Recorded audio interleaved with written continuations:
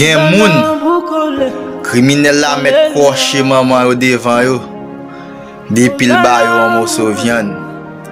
Yo te getan di criminel la son ange, son saint. Yo te getan ap défendre li. C'est pas tout moun k'ap bo aide qui vle aider ou. Gen moun k'ap pousse ou pour tomber. Kon sa tou gen k'ap pousse ou pour river. Moun k'ap aide ou tout bon. C'est pas un moun k'ap boy un poisson chaque lè ou grand go. Mais c'est moun k'ap montre la mer et k'ap montre au péché poisson. Yo bay politicien nou yo gaz, alimet, avec un petit intérêt tout petit, pour ka mettre di fè la kay nou, pour nous ka dormir sous galerie la kay yo.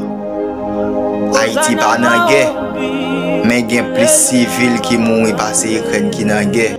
Pendant avant nous blender kout roche ka pété, et puis a bay Ukraine zam. Qui évalue avec des milliards de dollars. Et puis yo dit yo ses amis nous.